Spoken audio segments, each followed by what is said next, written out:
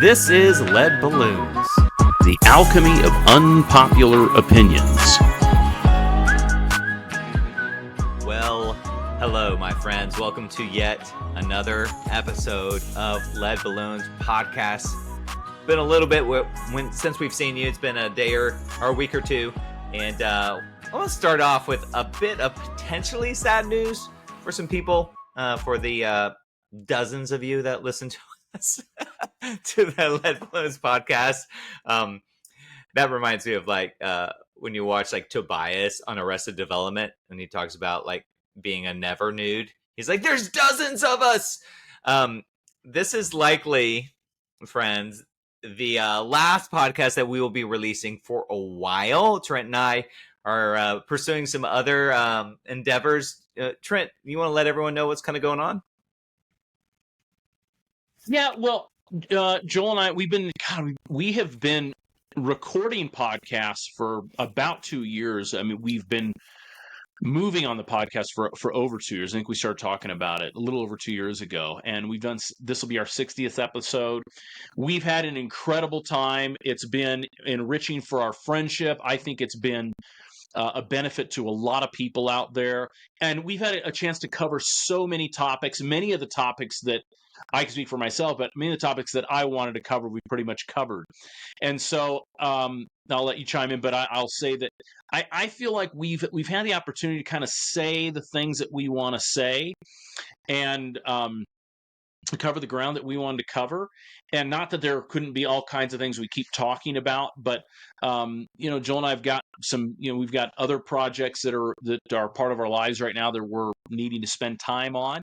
And this has been it's been kind of like a hobby for us. It's been a great hobby, but you know what happens when you start getting busy in life is hobbies sometimes take a back seat. So, we think it's been a great benefit again to a lot of people, but sometimes and another thing too is you want to have certain experiences in life. And for me, Joel, I wanted to have this experience. I wanted to do I've talked about it before. You had been involved in one, and we came together and started talking about doing this, and we did it. And so it was a great experience, a lot of fun, and I now have that experience. That box is checked, and so we kind of had the feeling that maybe it's time to move on. Although Joel and I are not going to be terminating the friendship, just the podcast. The friendship is obviously stronger than ever, and I'm sure I'll be heading out to Dallas soon to annoy you this summer, fall. Sure. So, guys, you don't need to worry about Trent and I. We still spoon at night. We're bosom That's buddies. right. Yeah, we're good. Yeah. We're There's good. heavy spooning. Yeah. So this is our 60th episode. We did 20 episodes per season, which is an arbitrary number, but we decided that was decent round number for seasons. And we wanted to end with a banger of a conversation. We're going to be diving into one of Trent's favorite pericopes of poetry, a section of The Marriage of Heaven and Hell by William Blake. This section of that is called the Proverbs of Hell. Now, I've heard Trent mention these in the past, but it's only been recently that I just dove down and just read through these. And man, I got to say, this collection of 70-ish, sometimes I hear 69, sometimes 70, proverbs that flip traditional morality, religious dogma on its head. So Trent, what could be more in alignment with our podcast than critiquing our culture's spiritual obsession with preferring reason over imagination or purity over desire? Yeah, I don't know, man. I think it's a fitting capstone for us. I think that we'd probably get quite a chuckle if we could resurrect William Blake and get him on the show. I think he'd get a kick out of us, so we'd get a kick out of him. But he's a little bit like us in the sense that he was a very committed Christian, but he was a different kind of Christian. Yeah. He was I think known as like an early romantic poet, deeply devout Christian, but he had his own way of looking at things. He had a sort of a very funky, off the beaten path theology and way of viewing good and evil, and whether they were maybe more unified than we think of in a traditional like Manichaean view, where they're Uh-huh. highly dichotomized.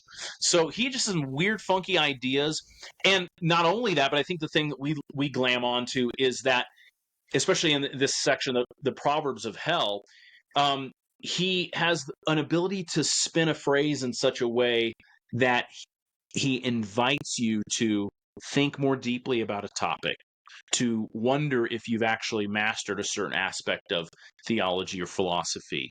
And so he's here. He was the great or is one of the great problematizers. What do you think? Is that apt? Is that kind of what you would like or do like about him, Joel?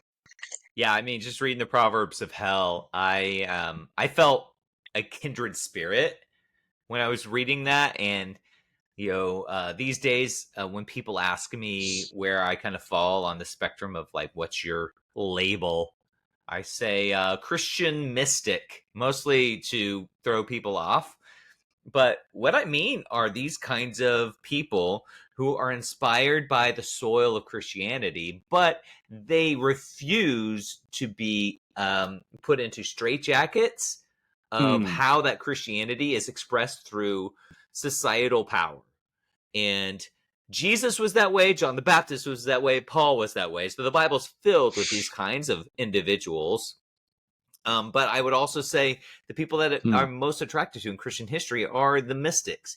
People like Meister Eckhart, the people like Julian of Norwich. Then you start fast forwarding to people like William Blake, George MacDonald, the Scottish preacher and author. And then you get into people like who inspire me today are like Richard Rohr and Eugene Peterson, who's passed away. And so I find these people they know the soil, they have the intellectual chops to interact with heady theology, but they're also like, what are we doing here, guys? This doesn't smell like love. This actually smells like control and power. And I don't think this is what God wants for anyone, any human being, is to put them in a tiny little cage and call it freedom. That's what I see most Christianity in America is. Here, go fit in this tiny little box that I pre-constructed at IKEA. Now, squeeze yourself in there. And we're going to call that freedom because I say that's what God says. And most people are following other people's opinions.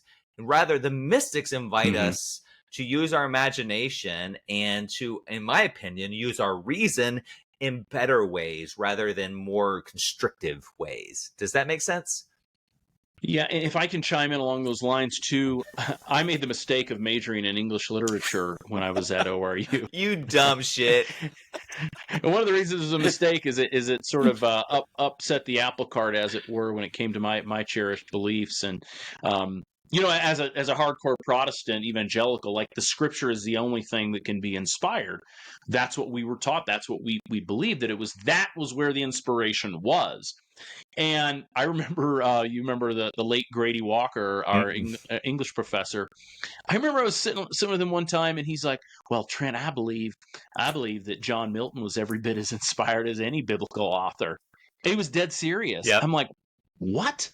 That is so unorthodox." Yeah. But he meant it, and then it dawned on me, like, somebody like a Milton, Shakespeare. I mean, there's so many other people, but here William Blake is not rehashing the Proverbs, but he's drawing upon the inspiration of the wisdom in the book of Proverbs and other wisdom literature to give you something analogous to that, but taking it a little bit more deeper and in different directions. And that's sort of handing the baton off of an inspiration, as it were. So I like that you referenced the wisdom tradition. I did, when I studied abroad in the Philippines at Asia Pacific Theological Seminary, I did take a directed studies course on wisdom literature. And I went deep into this idea of what wisdom literature is in this tradition. Most people just think of the Proverbs, but you have Ecclesiastes, you have parts of Job. A lot of the Psalms are classified in this genre of wisdom literature. And it's not a destination. It is a process. It's a journey. That's right. Yeah. I think a great analogy that you just used is handing off the baton. This is an unending journey, an unending Mm-hmm. process of doing and acting, thinking about, imagining wisdom. And so we're going to get Mm-hmm. into that. We're going to Mm. get into these, and I'm Yeah. going to ask you lots of questions. I'm going to ask you to pontificate Oh. and dive deeply into your intellect and your love of literature. So let's start with a theme. There's three themes that we're going to be covering in these Proverbs of Hell. If you've not read them, just Google Proverbs of Hell, William Blake. They are public domain. You can find them right now. It's very easy, Mhm. and they are inspiring. But we're just going to talk about how they impact us and why we think they matter today. So we're going to talk about how William Blake critiqued conventional morality and religious dogma of his day, which I think is analogous to a lot of what still goes on today in our culture. And one of my favorite lines that he says is, as the caterpillar chooses the fairest leaves to lay her eggs on, so the priest lays his curse on the fairest joys. And I just think about that. Like, as a caterpillar lays its eggs on a leaf that is going to be devoured by these newborn caterpillars, right? The priest lays his curse on the fairest joys that are going to be devoured by these principles, these Yeah. so-called dictums. What do you think about this proverb, and would you add any others to Yeah. the topic of challenging the status quo of spirituality? Yeah. I think that one is quite, uh, quite controversial, quite Yeah. upsetting to a lot of people because it demonstrates the mixed bag. I mean, it's not like it's revealing something we don't know, but it's casting the spotlight on the mixed bag of religious leadership, which again is in line with biblical teaching. All you need to do is read the Again, parable of yeah. the Good Samaritan to see how aware Jesus was of that. But just as a priest can bestow blessings and benefits, he can wreck people's fucking parties. He can just devour their joys by placing heavy burdens on people. I think that's fantastic. I would add, prisons are built with stones of law, brothels with bricks of religion. And this one's tricky because is he suggesting that sort of um, law produces prison? Like without law you wouldn't have prisons, or without religion you wouldn't have brothels.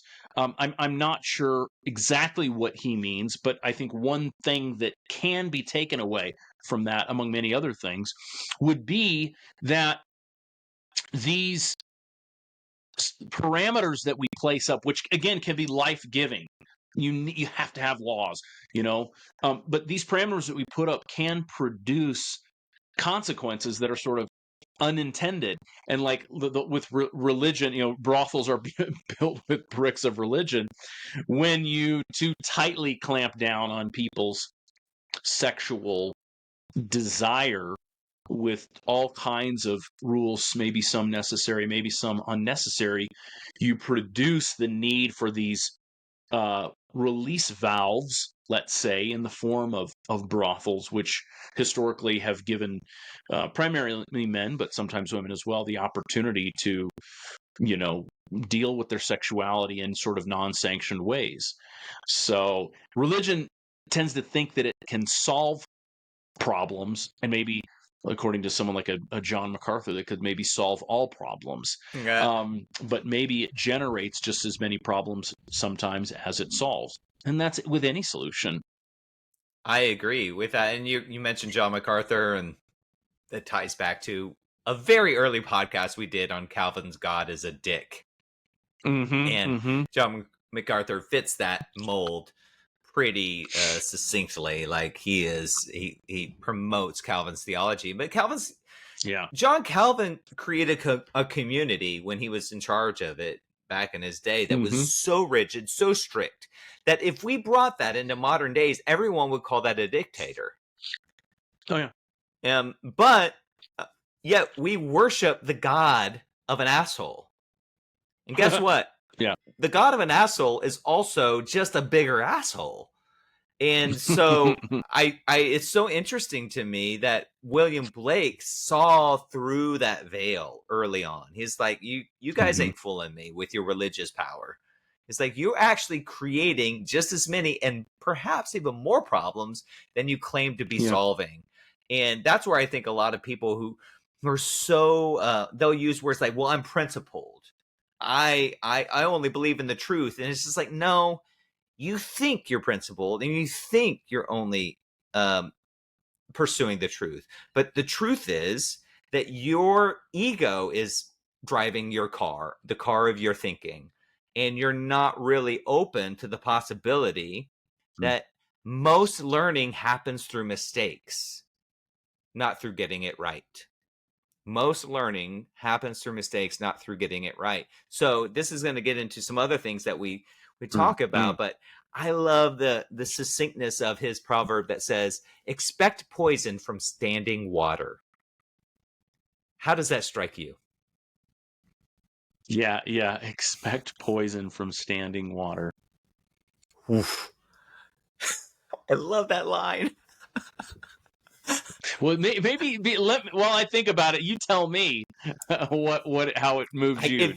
It feels like a visceral way of describing the status quo of human beings attaching to the past. And you'll hear this coming from people who are quote unquote conservative. Like, we just need to re-enliven the truth from the past. And you'll see this in even kind of progressive circles. We just need to recapture indigenous wisdom. Now, I am not dismissing any of that, whether it's indigenous wisdom or the wisdom of our ancestors in Christianity. I'm not dismissing that. What I am going to vehemently challenge is the standing water that just stands there and doesn't move. There's no movement. There's no inflow and outflow. It's just that we got to protect. It's just control. Standing water are human beings trying to control the experience of being human. And guess what? Pick any point in history, fast forward to 50 years, and guess what? Things change, whether you want them to or not. And you just have people trying to recapture, to relive, to codify the past. And while there's some truth to pull to our present, it cannot be the same. And to think that it needs to be is poisonous. That's what I think he's saying. That's great. So you've prompted me to say this. G.K. Chesterton wrote in one of his books, anytime that you're considering tearing down a fence, make sure you ask why it was built in the first place. Brilliant, right? I love that. That's a word about, that's a great aphorism about respecting traditions. Someone has said traditions are experiments that worked. So know why it's there. Respect the history. Understand the history and be a little scared about tearing it down. But to anybody who would just trumpet that aphorism without anything else, I would say expect poison from standing water. Yep. Just as much as that true. There are so many people who hide behind, well, this is the only way you could do it. And it so fucking ticks me off, especially Americans who aren't interested in any form of political experimentation, because I want to say we are in the middle of an experiment that's 250, 80 years old. And we're here living in this country because there were some daring people, not the least of which was fucking Thomas Paine, who was quite the iconoclast, who challenged people to reject the rigid forms and oppressive forms of the British monarchy and all that came with it. We live in this world not because people are like, be careful about tearing down fences. There were a number of people in early America who was like, expect poison from standing water. So that's a great one. I know. I love it when someone can capture so much meaning with such a pithy little, was that 5 words, man. 5 words. That's a brilliant person. I have a coworker who was just, when I told them that we were doing a podcast on William Blake, he immediately stopped and said, there are few poets that really like cut deep. and like transcend. And William Blake's one of them. And so Yes. I'm hoping he listens to this podcast. I hope you're out there, Yeah, Josh. Yeah. Okay, so let's move on to another thing. Yeah. The one that I think you're and I are most interested in. That is repressed and expressed desire. So a huge theme of these proverbs are Blake's romantic view of desire. One of your favorite lines, and I've heard you quote it many times, is "He who desires but acts not breeds pestilence." And I really like the one that comes before it. Prudence is a rich, ugly old maid courted by incapacity. Oof. Man, the word choice, it just feels like the perfect like pairing of a wine with like a delectable appetizer. So what do you think Blake is insinuating in these proverbs, and why do you like them so much? Yeah, I'll start with the one you just mentioned first. So people highly esteem the virtue of prudence, but prudence is a little bit and it is defined, may be defined by incapacity. I had a professor in seminary who said, it might seem to the outside world that I'm becoming holier and holier in my progressive sanctification, but really I have less energy to commit sin than I was when I was 20 years old. So it's not easier to be biological. It's not tired. spiritual. He's like, I'm just tired, man. I love that. A lot of people mistake holiness and prudence for just an unwillingness to go out there and try things and see what happens. They're afraid of fraying their conscience or something like that. So I love that one. And then this is the one that I must have seen as I was scrolling Facebook or something. I saw this quote, "He who desires but acts not breeds pestilence." Man, that one has stuck with me for forever. That was like the first one of his, I think, that I heard from the Proverbs of Hell. And I still don't know what to make of it, but it is great. What it suggests is, we all know that desire is dangerous. I mean, if you knew Calvin, if you knew hardcore Protestantism from the 16th and 17th century, you knew that desire was dangerous. Even go back to early fathers with concupiscence. Oh, yeah. Oh, Jesus. Yeah. But here he's suggesting that repressed desire may be more dangerous. It's worse. Worse. And you know what? I mean, we can philosophize about this, but you can just look to the historical record. I speculate that there are certain people who've committed outrageously grand atrocities who, if they would have just lightened up and pursued some of their more base, pursued just some of their natural human desires, primal sexual whatever desires for exploring the world, whatever it might be, if they would have just pursued their desire, they might have not gone fucking crazy. So we can witness this on a macro level. We can witness this on a micro level. What happens to people, Joel, when they clamp down so tightly on their lives because they're so afraid of making a mistake, they're so afraid of sinning, they're so afraid of going wrong, and they become this monster in the process? What do you make of that? I mean, I'll quote another one of his lines that touches on this, and it's "Sooner murder an infant," and I'll stop there. Whew. He went for the jugular. He went for the jugular with that.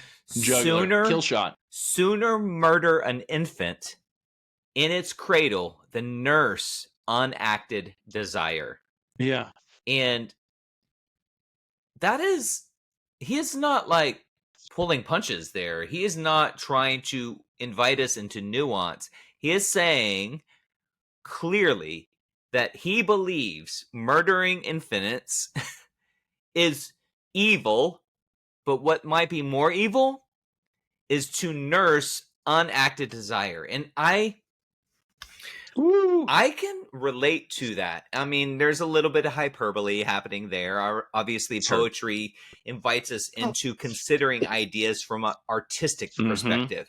There are a lot of people I know that are in the apologetics world, and they're trying to argue for the truth, but they also have zero art in their life. They have no imagination. They want to just be stoics and pursue, like, what's the truth? I'm just like, dude, you are trying to not be a human. That's what you're trying to do, and it makes you extraordinarily unrelatable and uninspiring. AKA what my kids might call them, you're basic, bro. You're basic.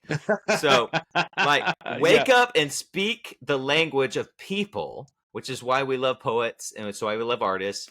But I think about a friend, I say a friend, someone that both of us were inspired by and attracted to was Ravi Zacharias, the famous apologist who got really well known in the late 90s and 2000s.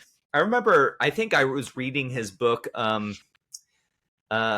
God Among Other Gods. I forget the title of it. Sure. It was something like that. Jesus Among Other Gods. Jesus Among Other Gods. There it is. I read that my senior year, and I think that's when you and I really started philosophizing together. Mm-hmm. And he was such an orator, Indian man who very strong and intelligent Christian and extraordinarily gifted at communication. He told stories and made illustrations and connected dots in ways that I think moved me in my early 20s. I loved Ravi Zacharias. But I would also hear him kind of like double down on the ideas of repressed desire and he would parrot the evangelical perspective that desire is dangerous. Desire is dangerous. I remember him going so far to say, like, criticizing Western Europe with the statues and the art that happened during medieval and the Renaissance of nude human beings, and talking about how they made critiquing that as a mistake. Like, you can't call that beauty. That's outside the bounds of what God calls beauty. And, as someone who grew up in a purity culture, I was like, oh, here's this intelligent man who's communicating clearly. I drank it in and I believed it. But there was also this part in the back of my mind, and maybe in my gut, in my instinct, where I think truth happens the best and most accurately is not here, but is the connection of our gut through our reason. I questioned that. I was like, is that really a fair accusation? And what came out, Christianity Today released once he died, or around his death, he used to own a massage parlor, and at some point it was hidden for years that there were so many testimonies from these masseuses in this massage parlor. He would go in as the part owner and he would act inappropriately.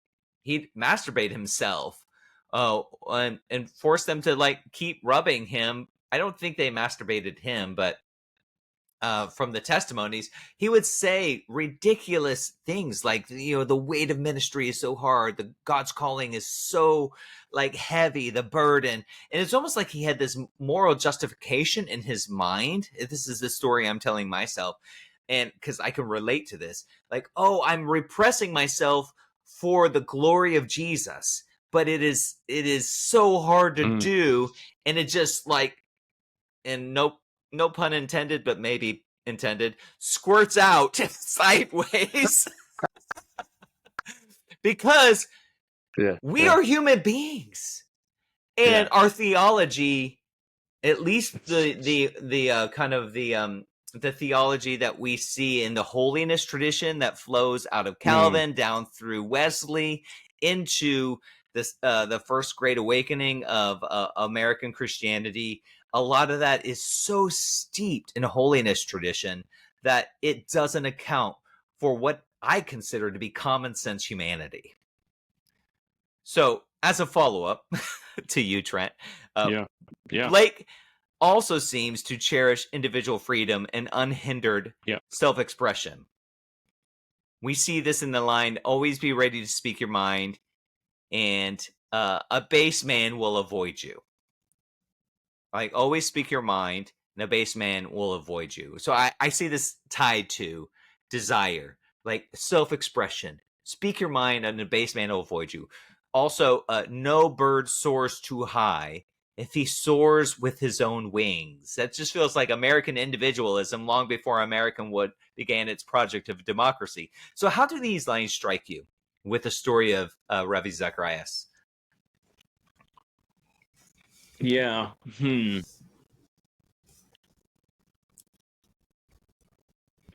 Always be ready to speak your mind, and a base man will avoid you.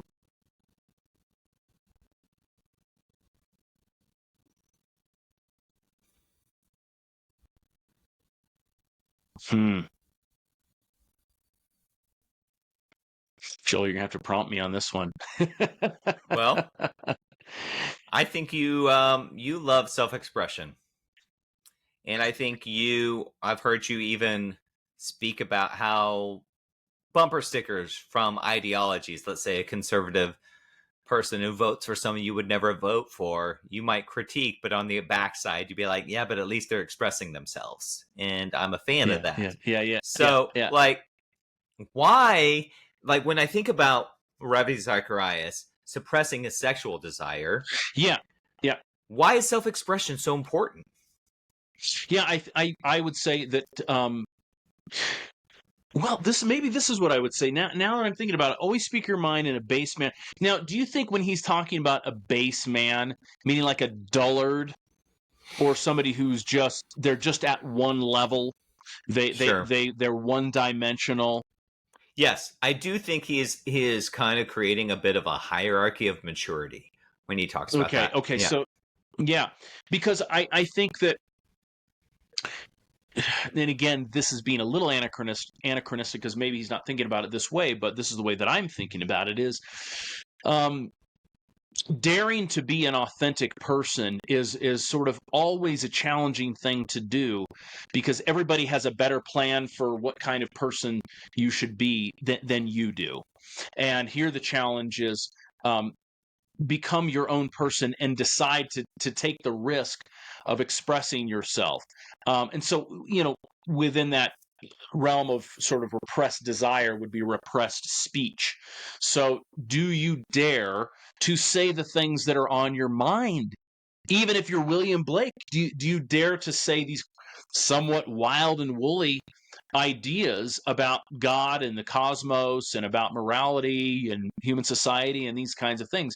If you are the kind of person who decides to step out on that limb and be that kind of a person, then those who live at one level and do not challenge themselves, they're just kind of hand to mouth. They work a job, they eat food, they go to sleep, they have a little sex, and that's their life. But those are the kind of people that aren't going to have an interest in meeting the kind of people who are trying to be authentic. And I think, yeah, it's a great challenge to try to. That is the challenge, I think, for human beings is in a world in which conformity is prized so much. Having the wherewithal, the daring to go and be your own person, and take all the lumps that come with that. Take all the lumps that come with that. So tell me a little bit about that. I would love to hear you kind of speak about, because when I hear you say the lumps that come with that, it reminds me of for a long time I was a part of a 12-step program, and one of the ones that I attended for a while was Al-Anon. Now, I don't have a lot of alcoholics in my life, but Al-Anon really addresses codependency, which I think was my primary addiction for a very long time. Yep. And so I read this book called One Day at a Time, and they have a daily reader. I read this for years, and at the bottom there'd be a little quote, and one struck me so hard, and it said, "In nature, there are no punishments, only consequences." Yes. So tell me about the lumps and how we tend to call them punishments, but really they're just consequences that we can learn from. Exactly. Well, there's a line from John Steinbeck in his book Travels with Charlie, in which he's talking about that. He talks about hangovers. He was saying what it meant, trying to be a man, and he talked about his life as a man, all he's been through, and he's like, I took my hangovers not as a punishment, but as a consequence. Yeah. And so I would pair freedom the highest level of freedom that we could sort of imagine, I would, in my view of the world, my worldview, pairs a high expression of freedom with a high degree of personal responsibility. Yes. Pursue the life that you want and fucking own it. Mm-hmm. Don't blame other people. Yeah. There's Amen. only so long that people want to fucking listen to all your shitty stories about the things that happened in your childhood. They're real. They need to be dealt with. They're traumas that need therapy. But I think, and I'll just, as a very personal, quick little anecdote here, Joel, I think one of the things I've learned that I'm trying to learn in my life is how can I think about my life and the things that I've been through, even a lot of the challenges that I experienced in my childhood, and not regret or resent those or wish I had some other experience, but realize this is the experience that Trent Hunter, this particular human being, was, I guess, destined to go through. And so I want to sort of take it all in because nobody else is getting this experience and I can't get theirs. And this is the experience that I get to have.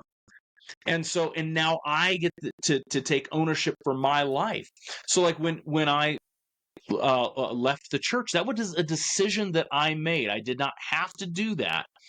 And what I've experienced in the wake of that has been a lot of great things. It's been a lot of difficult things. But I don't think about that as punishment from leaving the church. It's just those are the results that come with being a human. And so I think we have to take. I think we talked about this concept of taking ownership and personal responsibility when we talked about what was that book? The Four agreements. The four agreements. Yeah. Taking ultimate responsibility for your own life. We are much more. We're much less in control of our lives than we think. We're also much more in control of our lives than we think. And I think we have to take responsibility for where we are and understand that the things that happen is just part of the package deal, man. Yeah. So I love that concept, and I do think William Blake is touching on that. I mean, I hear that from philosopher William James, who shows up in a lot of 12-step. If you read the big book of Alcoholics Anonymous, you'll see a lot of quotes from William James, kind of the father of American psychology, the father of pragmatism, in these kinds of spiritual experiences. He talks a lot about these things. And when you kind of bring his ideas into spirituality, I experienced it in a program called Landmark Forum. And they would say, I love the way they said this. They would say, like, be responsible for everything in your life. Responsibility, and this is the way they would say it. It's so beautiful. They would say, being responsible for everything in your life is not the truth. It's just a powerful place to stand. They'd own. I can't prove that is the truth. Yeah. But it is a powerful place to stand. And there's a difference between responsibility and fault. Just because something happened to me doesn't mean it's my fault. But because it happened to me, it is now my responsibility. I didn't ask to experience sexual abuse when I was a kid from a neighboring kid who forced me to, well, I say forced, but definitely coerced and strongly coerced me to do oral sex with him when I spent the night at his house. I didn't ask for that. It created all kinds of issues for me. Yeah. But I have to be responsible for that. And there are people who live their whole lives and will die when they're 80s and 90s, probably earlier because their body's riddled with cancer and all their suppressed desires. But they will never change. They will never take responsibility for that because they constantly blame. I'm not mad at them. I just am sad for them. Because there is a powerful freedom in saying, like, this happened to me. I'm going to stop blaming. And I'm going to figure out a way to be responsible for it. Because guess what? Every human being has their version of it. Every human being has a version of something that happened to me that I didn't ask for, that I didn't want, that had negative consequences. How can I be responsible for my own healing and for my own growth? Which transitions into maybe what I find the sexiest part of William Blake's Proverbs of Hell, which is wisdom and folly. And to me, wisdom is one of the sexiest words I can think of. I am so attracted to it. It's all I want to pursue with the rest of my life. Blake devotes perhaps most of his Proverbs, those 70-ish Proverbs to this topic of wisdom and folly, which aligns very much with the Bible in wisdom literature. I really love this line. A fool sees not the same tree that a wise man sees. Mm-hmm. So there's two people looking at the same tree. Yeah. A wise man sees it very differently than a fool. So tell us some of your favorites and why they should matter to us as individuals and as a society. Before I do that, I got to plug in my laptop. All right. I'm about to lose power here, buddy. 1 second. Don't go away on us, Trent. In it goes. Okay. Man. Yeah. Okay. Say the last sentence again for me. I mean, I think everyone wants to hear it too because they were all mesmerized by your belly. So Blake said, a fool sees not the same tree that a wise man sees. So tell us some of your favorite lines around wisdom and folly and why they should matter to us as individuals and as a society. Yeah. So one of I love the one you shared, and then I would add to that a couple. The road of excess leads to the palace of wisdom. I mean, what a great picture there. The road of excess leads to the palace of wisdom. Not your traditional route that you would think of. Not prudence and poverty, right? Yeah, and maybe that's even slightly suggesting that it's only on the backside of all of your sort of debauchery that I'll share this. One thing I will share on this, and then I'll get to another one. You know, I was a very fastidious Christian in my high school days. I avoided all the parties and all that, and I really looked down on what I perceived to be very adolescent behavior of my classmates in high school. And you know, it was adolescent, that sort of thing. A lot of these guys now, I see them on Facebook, guys I've lost touch with, but guys from the old football or baseball team and different friendship circles in high school. And they're all like responsible, decent, loving, apparently, well-adjusted adults now. Sure. Right? They sort of survived that phase. They're fine. Yeah. And so I think it's on the backside of a lot of the stupidity that's the only. Some people say, experience is the best teacher. It's another way of saying what he's saying. The road of excess leads to the palace of wisdom. Another one that I would point to is, on that. So I won't say anything about this. I'll just share it. If the fool would persist in his folly, he would become wise. If the fool would persist in his folly, he would become wise. That one is intractable. And then I like this. Is a little bit of a power move on Blake's part. The eagle never lost so much time as when he submitted to learn of the crow. Oh my God! That seems kind of like a dick move. I love it. That is so true. Like, you go through the steps of learning a skill or learning a subject or becoming disciplined in a certain way. Don't go back to the former phases. Don't submit yourself. Have a little bit of self-respect and maybe even a little bit of well-earned arrogance to recognize where you stand and what you have learned, that you might be, an expert in your field instead of just a novice. So those are the few. And so, okay. And then the question that you asked was, why these should matter to us as individuals and as a society. Joel, you and I have talked a lot about of the acquisition of wisdom. Mm-hmm. It's not just about arriving at the truth, like we've talked about. It's not just like getting there. It's all about the journey of getting there, and what happens to your disposition as a human being in the process.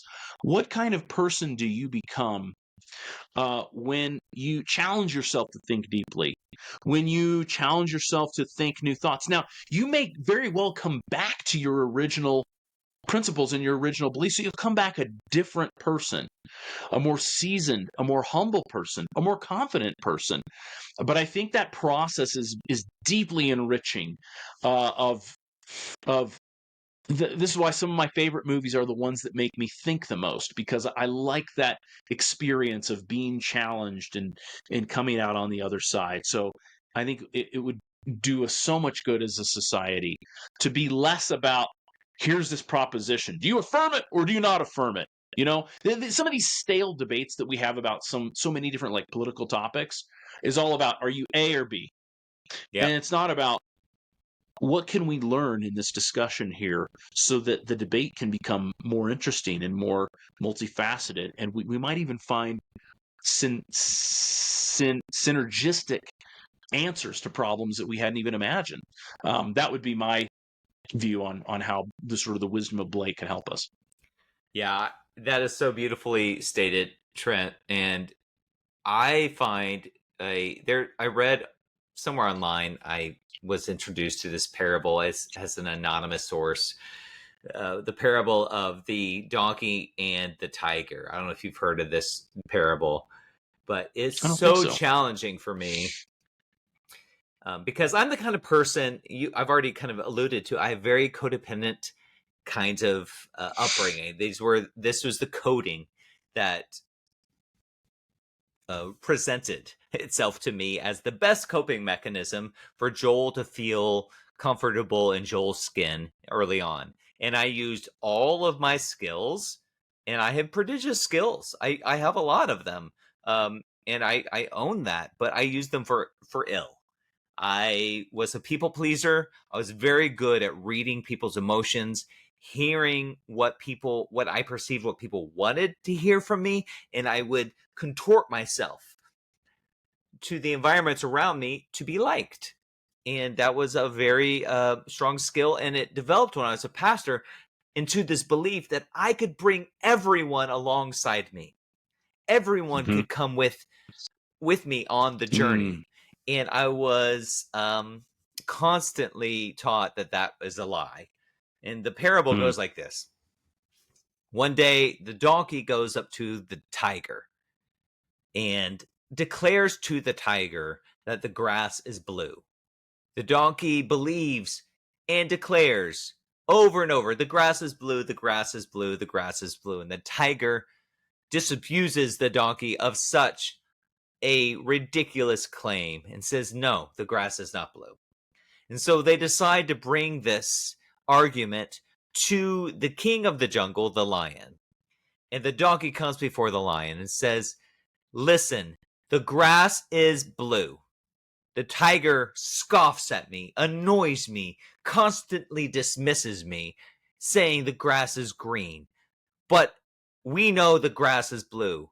The lion looks down at the donkey and says, well, if you believe it is blue, it is blue. And the donkey celebrates, rejoices. The grass is blue. The grass is blue. You need to punish this tiger for annoying me and dismissing me. And the lion agrees. Tiger, you shall be silent for 3 years. The donkey goes away rejoicing. The tiger stays back and speaks to the lion. Lion, why are you punishing me? We both know that the grass is green. And the lion speaks to the donkey and says, you've known and seen that the grass is green. The punishment is not for the color of the grass, but for wasting your time arguing with a donkey and bothering me with such a petty issue. Isn't that amazing? That's great. Yeah. I feel it right now. I don't like that parable because I don't want to believe that some people are so obtuse. I don't want to believe that some people can't see the truth. But this is what led me to believe that the ridiculousness of the doctrine, the perspicuity of Scripture, that the things that are most important in the Bible will be revealed to all people who read the Bible. Bullshit. Read church history. Even the leaders don't get Jesus most of the time. And I'm not saying some of the time, most of the time.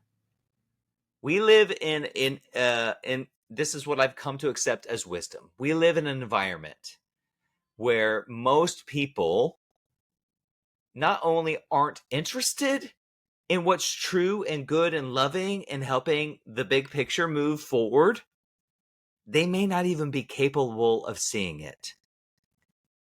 So how do I love people? I feel like it's the Matrix. Like how does Neo and the people of Zion help the people who are so in the system that they would murder the people trying to free them? You know what I mean? It's just we live in a world where wisdom is not appreciated. In fact, it's ridiculed, it's debased. And there's a line that he says that I find so powerful. A fool sees not the same, or well, the fool sees not the same trees that a wise man sees. But he speaks about like, listen to the fool's reproach. It is a kingly title. That's the line that strikes me. Listen to the fool's reproach. It is a kingly title, and that's what that strikes me as. If a fool calls you a fool, bask in that. Like I've had some debates on Instagram or Instagram and Facebook recently where I try to my best ability to be kind. I will, I'll type and I'll delete all the negative judgments, and I'm like, I'll type and I'm like, I need to soften that up. I need to like, how can I speak clearly? How can I, and still get this visceral reactions of just animosity. And I'm like, oh, whatever has happened in their life, they are not capable of seeing the truth when it's right in front of them. And that to me is so sad. Like I have to like walk through my grief in order to get to the wisdom, which is, Joel, shut your mouth. Quit arguing with donkeys about the color of the grass. That is just your ego at work. Instead, let them believe it's blue and see who else might be open to describing true colors.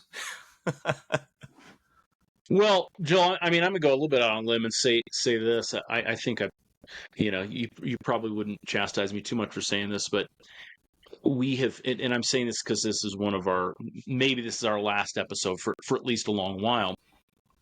One of the disappointments that we've had is that we didn't have a larger viewership. Now, I don't think we were expecting to have tens of thousands of people watching us.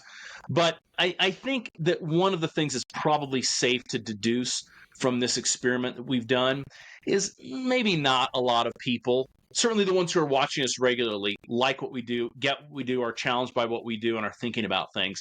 But most people just want, 30-second soundbite bullshit. Most people are busy in their lives. They're busy with shit. They don't want to read a new book. They don't want to think a new thought. This and it's irritating. But most people just want to be spoon-fed, want to be just told what to think, what to believe. They want to be reinforced in their views. They don't want to be challenged to try to sort of read something that's difficult or sit through a podcast where they might have to learn some new concepts or whatever. That's been a little disheartening as I've done this, to realize that certainly we live in a culture where the acquisition of wisdom is not valued. Intellectual pursuits are not generally valued. Generally, what we want in this country is people who can be rammed through the public schools and come out on the other side as somebody who can basically answer, show up on time, be herded into one place to do one sort of task, shut up and be obedient, go home and watch your Netflix and have your microwave pizza and whatever it is. I mean, that's kind of what we're doing here. We don't value, I mean, our presidential debates aren't these, you don't have a Lincoln Douglas style where the president speaks for 10, 20 minutes and the candidate speaks for 10, 20 minutes and then it's back and forth. It's like, nope. God forbid the American public would have to sit through and analyze whether or not a debate, an argument was actually sound and foolproof and free of fallacies or anything like that. So it's basically a nation of mostly stupid people, in my not humble opinion. And I'm not I'm not this genius person, but I think both of us are at least the kind of people who pursue things. And so a little disheartening. I think we were hoping that maybe we get a little bit more traction, but just maybe not reinforced, but sort of cemented at least for the time being, my view that most people just aren't interested in being challenged and thinking about shit. They just want fucking the intellectual equivalent of an ice cream cone. So, yeah. That resonates with me so deeply, Trent, and it is disheartening because I deeply value humility. Like, that is core to my being. I think humility is the most reliable marker for spiritual maturity or maturity in any way, shape, or form. However, the line, the eagle never lost so much time as when he submitted to learn from the crow. I have done that so many times in my life where I've sat down and acquiesced to stupidity. Just people who haven't read anything. And even some very intelligent people who are severely unself-aware. They Yes. sound like a smiling narcissist. Like, I was just talking with some, like interacting with someone on Facebook. And I remember when they were in our faith community, he was just a burgeoning narcissist and a Christian apologist. And he loves to quote how many like fallacy things he studied, and he's like, well, this is this kind of fallacy, this is this kind of argument, and it's just like, dude, speak to humans and quit trying to make yourself look big. And why do I talk with him? Why do I try to convince a person that has no idea how egoic their life is? And why do I need to change them? I think there's a part of me Mm-hmm. that foolishly believes that everyone wants to grow, that everyone wants to be free. And I say foolishly because I have been a fool. I've been a fool. And I want to believe that if you just give the most enticing invitation to people, that'll connect with the deep dignity that I believe is in every human being. But the truth, I believe, I say that intentionally, I believe it is not a fact that I'm stating. It is a perspective that I'm trying to communicate. The truth that I believe is that most people don't want to do the very painful work of looking in the mirror. And because they don't do that, they can't see. And I remember when I used to teach theology, I had a whole lecture on what is sin. And there's a lot of different spiritual perspectives in the Christian tradition around what sin is. And of course, you and I both know hamartia is the Greek word for sin, and it simply means missing the mark. So that could mean a lot of different things. Concupiscence that we mentioned earlier was what a lot of early church fathers thought it meant, which was misplaced desire, and which meant Mm-hmm. like all these men who were the theologians, because no women were theologians back then. All the men who were theologians, it's about sex and sexual desire, and they were just so shallow and they missed the mark on missing the mark. I One of my favorite views that tends to lean towards the Eastern Church and Eastern spirituality is blindness. I think what we're dealing with primarily as a human species is most people are psychologically blind. We have blind spots. And to uncover blind spots takes two things. It takes people willing to tell us their perspective of us that we don't see about us, and then Mm-hmm. believing and taking seriously the people who tell us those things. And I don't know about you, Trent, but if you were to tell me, Joel, you got that wrong, I hope to the millionth degree that I would take that seriously and let it change me. That to me is Mm-hmm. the spiritual path. And anything other than that is just us regurgitating the machine. And sadly, the vast majority of humanity is caught in that loop. Mm. Not much more that I can add to that, Joel. Yeah, well said. What do you Well think? said. What do you think? Circling back to Blake's words, let's zoom out a bit, and just in closing, Yeah. Yeah. why do Blake's words matter? Like, what is he ultimately challenging and calling us into? That's a damn good question, because I think first I'd have to know what he's trying to do with Proverbs of Hell. I'm not sure that I am. Is he trolling us? Uh, what's the result that he's shooting for? I mean, that's what's hard about poetry, right? It's not quite clear with the best poets what exactly they're trying to accomplish. Are they just having fun? Are they making deep theological points, deep philosophical points? Are they seeking to entertain? Are they seeking to inform? Are they playing with a lot of it is very playful. Poetry is about playing with the language, stretching the language, exploring the elasticity of language, and seeing how you can take a few words. Like earlier, we talked about that 5-phrase proverb about poison. Expect poison from standing water. Just the denseness of language and how that little it's the written version of a picture picture paints 1,000 words. A poem speaks 10,000 words if it's 10 words.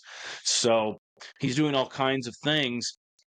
If I could get inside Blake's head, I think he would be challenging people to be willing to explore the traditions of society, and that might be the Christian tradition or the Muslim tradition or a Hindu tradition or whatever philosophical tradition. Explore that, be willing to take some chances and to take some risks, and to not be hemmed in by the shallow dictates of the culture around you, to be willing to be an adventure-seeking kind of person, and to warn us about the dangers of boxing people in, and of repressing their desires. And but he's ultimately challenging us to do so in a way that is very sarcastic and very and very playful. And so he's inviting us to have an appreciation for those ways of speaking. And so I don't know. I wish that more people could get into Blake and appreciate the tradition of wisdom. But time will tell, Joel. We'll see. We'll see what happens in the future. Well, we are ending this time, and I do want to throw this back into your court, Trent, because Okay. this experiment that you and I have done is not nearly as like enormous as the democratic experiment of America, but it is Joel and Trent's Yeah. experiment of Yeah. self-expression. I used to be a pastor, and this for me was like, what does it look like for me to say what I actually think without being edited by my fear of how a congregation will react? That has been really fun for me. For you, I think it's been about like, how do I like get an audience and like say these things that I think about and care about all the time. But I'm only you were having conversations with me and other friends, but we're able to put this on a platform. And I've had many of my friends say, man, Trent's a super thoughtful and intelligent person. I love his perspectives. And so, what has this experiment been for you of self expression, of putting ourselves out there and just seeing what happens? Well, I mean, one of the things I want to say about it that may not be a direct answer to the question is, I think one of the things that's been surprisingly good about this experience, Joel, is the challenge of doing it not every single week, but for most of it, it's felt like it's been an every single week thing. Some weeks we're busy, some weeks we have to challenge ourselves to, we got to get this done, we got to do this thing. And so in the midst of busy lives, we've been doing this thing, but that kind of regularity has been really enjoyable. Actually, it's been like taking something that at times feels like a discipline, but that opens up.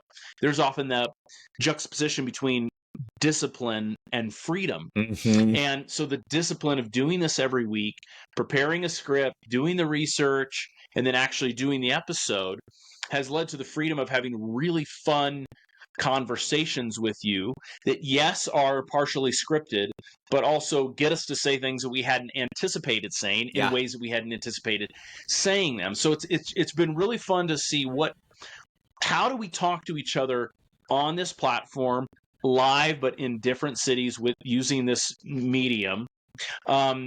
How does it affect our conversation when it is a little bit scripted? We're also listening to each other and making deviations and adjustments and these kinds of things. So it's been really cool to see how we explore communication this way.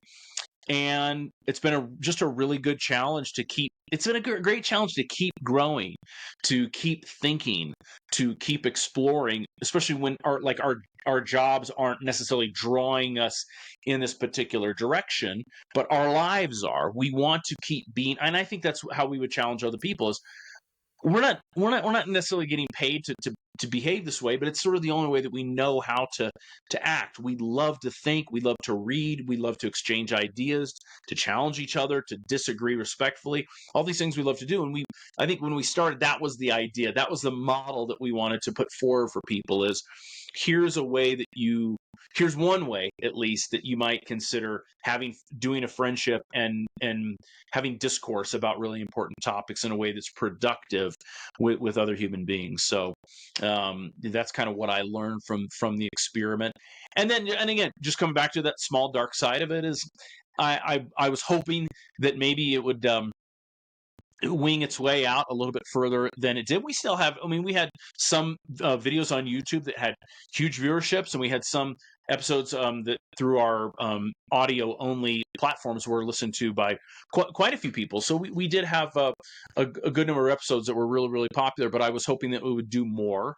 And there are things that we could have done to obviously to make that happen, but it was a hobby for us.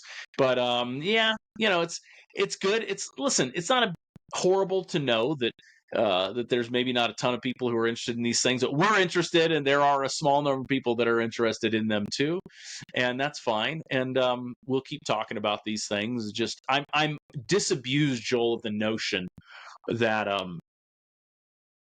our culture really has a great demand for philosophical discussion. Because we just don't educate our populace, and we don't care about an educated populace. We care about people who can take commands and be obedient and veg out. That's mainly what we care about. So, Yeah. Your takeaways? I think you said everything that I'm thinking and feeling, and I'm so grateful. Here are two things that I think this podcast has done for me. Number one, it has given me a platform to say things that my life as a theologian and pastor didn't give me, because I was constantly editing myself. Mm-hmm. And I think that's what makes a good communicator. Honestly, you know your audience, so you speak to the audience. It's not communication is not about what I say, it's about what is heard. And so I'm very committed to that art form of communication. But self-expression with less boundaries was something I've always wanted. And so this has been really great. But more important to me, man, is our friendship. Because we have limited time on this earth. Maybe you believe in reincarnation. My wife does. And great. If you do, it still doesn't mean, what does that mean other than make the most of the life you have and see what happens next? It still puts huge responsibility on what am I doing now? Am I maximizing my time? Am I being authentic? I think these are all important. And I've found this experiment to really connect me with a human being that, we were semi-friends in college, and we just kind of cultivated a friendship over time, and our lives went apart and then came together. And who knows, guys? Who knows the friendships in your lives that will really bring your soul like almost like the Grinch's heart that gets a couple sizes bigger, your soul can do that too. And I believe connections with a friend, with a partner, it can make your soul grow. And I've experienced that doing this with you for 60 episodes. Big time, buddy. Huge. Yeah. I second that big time. And I hope, I mean, we did an episode a few episodes back about men are in a friendship recession. And I can't think of a lot of things more important than human relationships, A, and friendships, B. I mean, it's just it's been such a major thing. And that was what led us to do this is we're having really, really fun conversations. We're like, why don't we just extend this into a podcast? So, yeah. Well, everyone, thank you so much for joining us for the 60th episode of Lead Balloons podcast, The Alchemy of Unpopular Opinions. Hopefully, William Blake has added to that list of unpopular opinions. Nevertheless, we encourage you to explore them. Trent, any final words? Signing off. Thank you, everybody, for joining us. Thank you for all of you who have been like regular listeners and have stayed with us. I know being on the other side myself of podcasts that I've loved listening to is you feel like you've been brought into these people's living room and kind of gotten to know them. And so you've gotten to know us quite a bit more. And I'm really glad that you have come regularly to listen to our podcast and to watch our podcasts and even offer commentary and these kinds of things in the YouTube comments and emails and so on. And so I'm sorry that we're signing off for now. We're not saying for sure we're not going to do any more episodes, but for the time being, we're not going to. But we really are glad that you entrusted us with some of your time and gave us your attention, and we're really and sent us a lot of kind words about this. So thanks to you guys, and hopefully this has been a really fun chapter in your lives. Agreed. The most precious, unrenewable source that any of us have is time. So thank you for giving it to us. Yep. Peace, y'all. Peace.